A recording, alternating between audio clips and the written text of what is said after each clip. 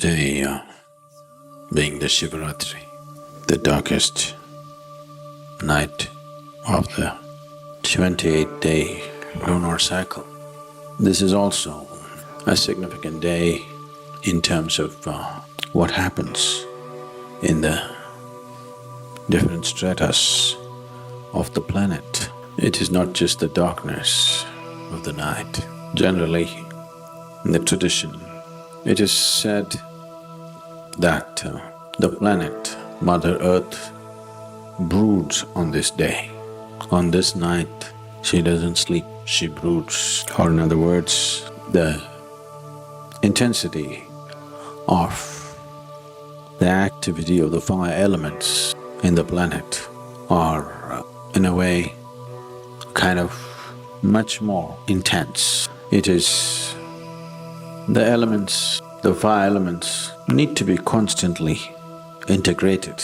The very forces of life, the dynamics of the movement of the planet and the other forces of life are constantly trying to dismantle the integrity of the five elements as a combination of creation. It is on this night that Mother Earth tries to integrate herself, get these five elements into a more integral activity, or it is kind of brought together in much more forceful way than other nights or other days.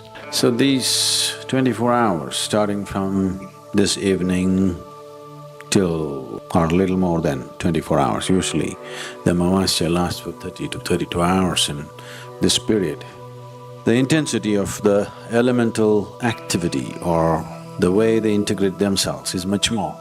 It has been noticed that if you germinate a seed in a certain controlled conditions on different days of the lunar month, on this day, the germination slows down for these 24 hours. The way the plant grows slows down because the elements are busy maintaining themselves. They do not contribute much to the growth of the plant because the soil, the whole planet is trying to integrate itself on this day. This is a fantastic natural process that is happening on the planet, and this is also a fantastic opportunity for one who is aware to use this as a way to integrate his own system, to integrate the five elements in his own body.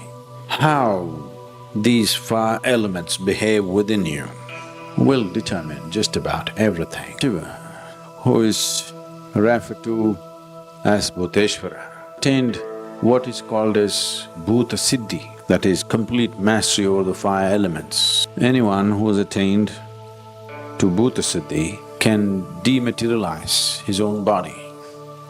You have heard of yogis who go into a room locked from outside, and when they open, nothing is there, not a trace of that person.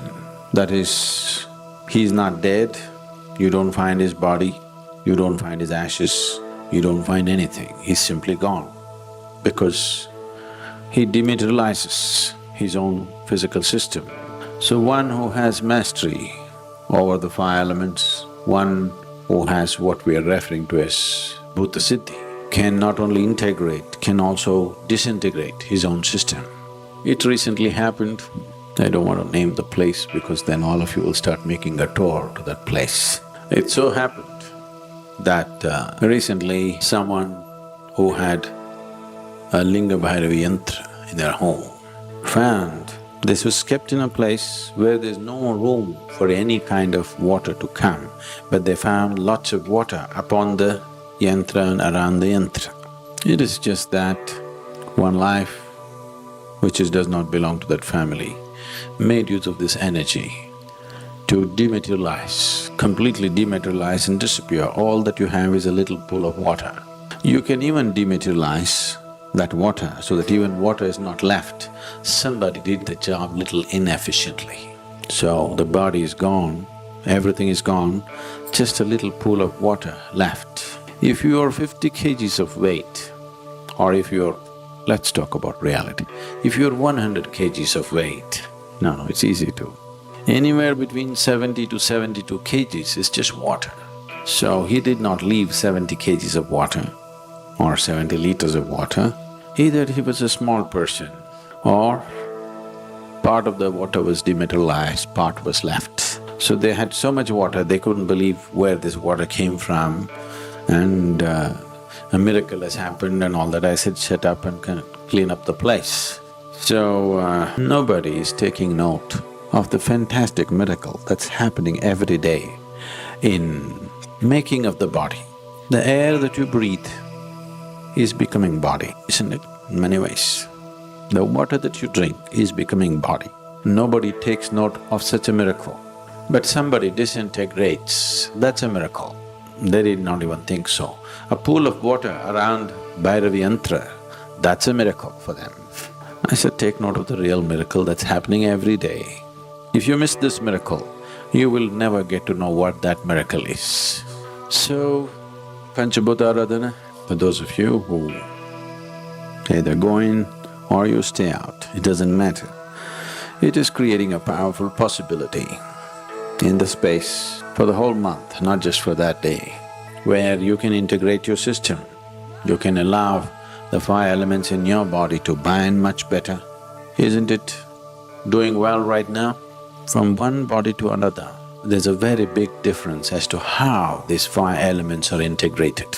How well integrated determines a lot of things about that person, almost everything, I would say.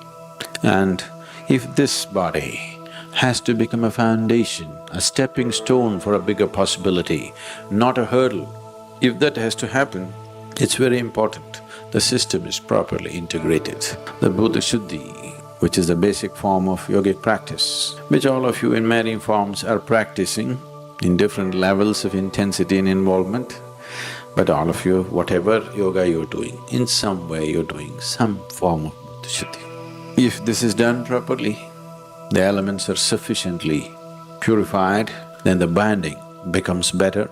Being in the Dhyanalinga temple does a phenomenal job of integrating the system. Not just on the surface level. Health does not mean, my pulse rate is okay, my blood pressure is okay, my sugar levels are okay. Yes, they are only a consequence. The real thing is, if the five elements are well integrated and they're functioning in perfect cohesion within themselves, within the system, then there is just no need for anybody to worry about their what medical diagnosis is saying, because if the elements are functioning well and strongly integrated, it just happens by itself. If you learn to integrate it consciously, we could also someday, when it's needed, teach you to disintegrate it so that you will save us the burial or cremation. You will save some labor, it's good, So, we would like to pitch up the Panchabhuta Aradhana to a different level of experience, just becoming reverential towards all the elements, the earth that you walk upon, the air that you breathe, the water that you drink, the food that you eat, and the space in which you're living. To become reverential towards that, to walk gently, look upon the five elements as the basis of who you are right now, to bring that awareness into the system. So please bring that reverence into you about all the elements that you're in touch with. This moment what you're in touch with, don't worry about, oh, Ganga Mata, no. People do Ganga Mata when they're on the banks of Ganga, not here. Here, the very water that you drink from your cup, the air that you breathe, the earth that you walk upon, the food that you eat, the water that you drink, just being reverential towards that and keeping the fire up, you should be suitable.